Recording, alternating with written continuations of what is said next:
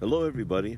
Today we're going to talk about myths and lies about the Constitution. Judge that do not be judged. The measure you meet will be measured unto you. Many people assume that the Constitution is not about religion.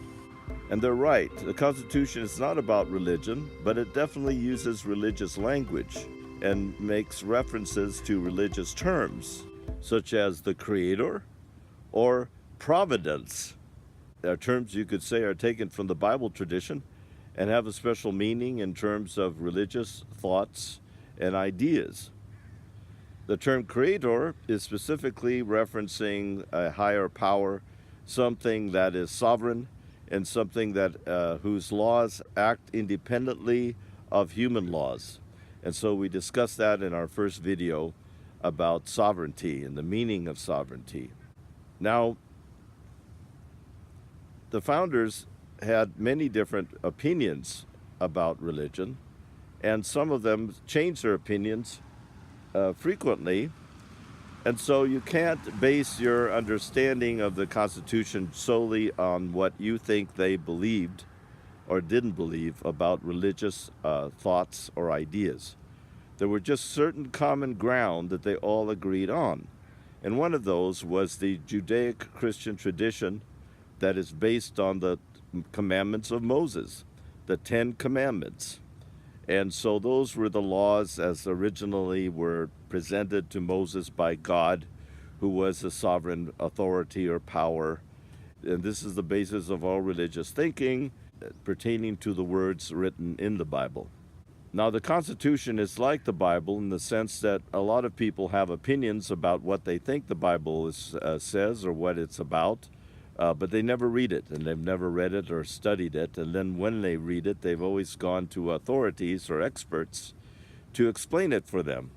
And so most people don't believe they could understand the Constitution on their own without referencing a lawyer, a judge, or an expert to explain it to them and for them.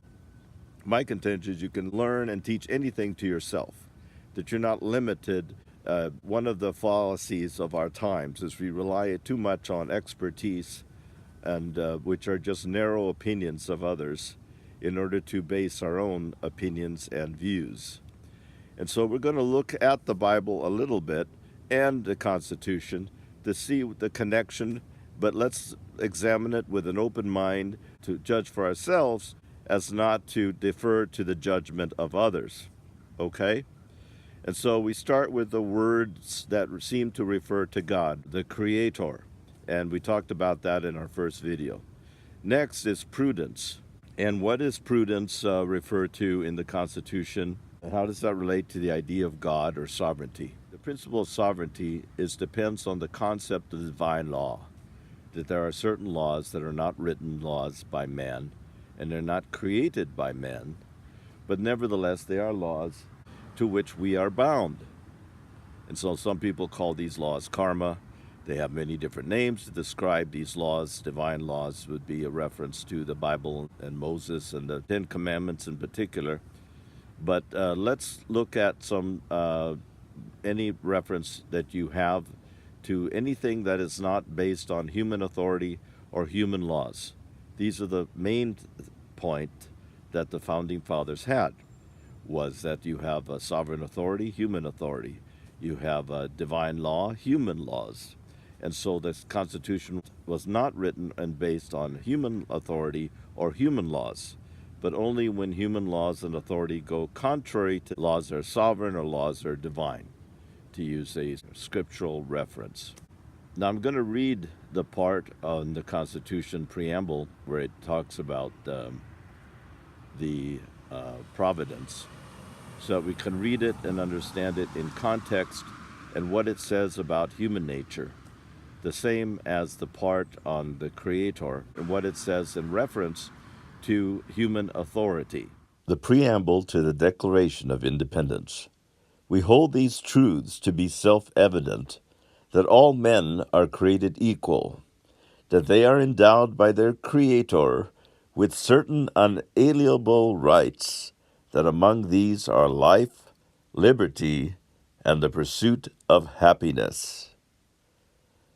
that to secure these rights, governments are instituted among men, deriving their just powers from the consent of the governed, that whenever any form of government becomes destructive of these ends, it is the right of the people to alter or abolish it, and to institute new government, laying its foundation on such principles and organizing its powers in such form as to them shall seem most likely to affect their safety and happiness.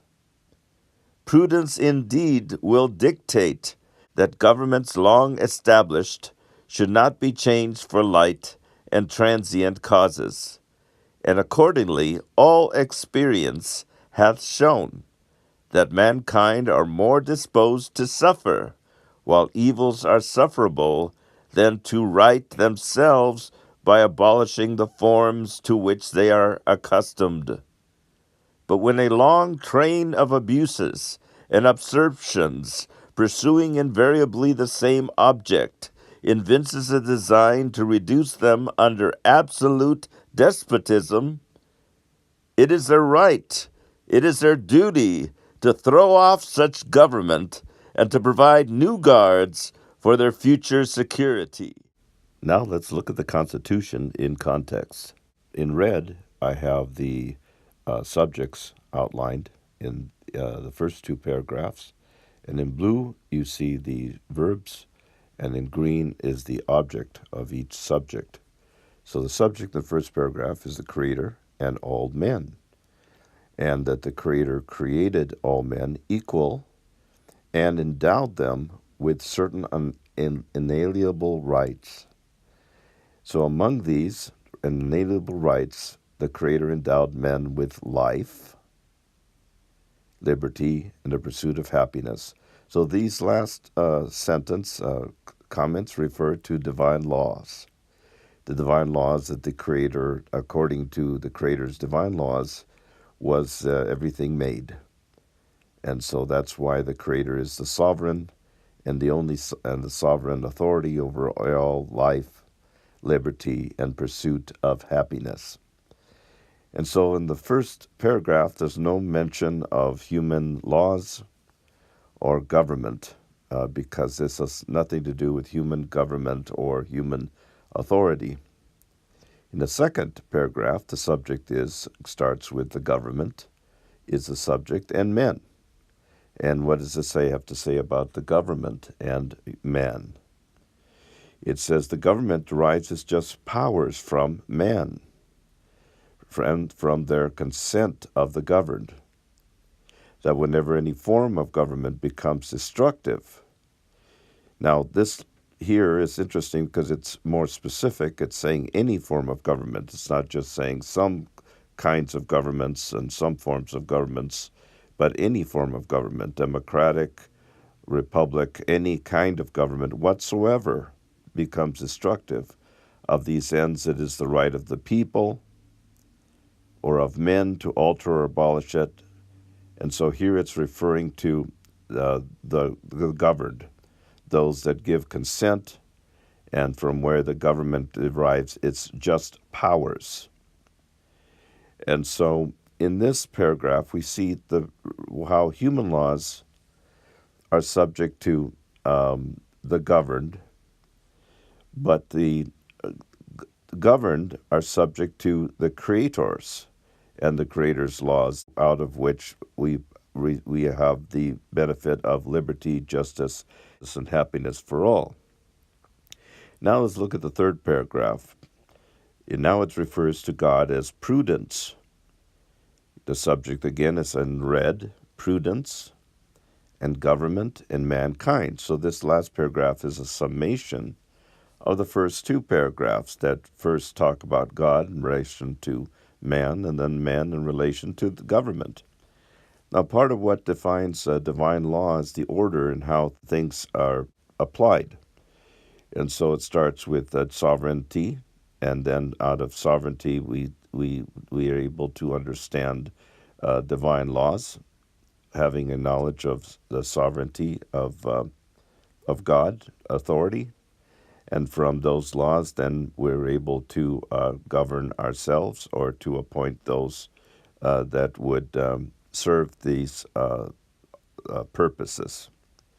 So prudence then is God's judgment, and how God as a sovereign is the only and sole judge who can judge how these laws are applied, and that government is not a judge over men, but that God is a judge over men, and that men are the judge of government and how government authority should be applied.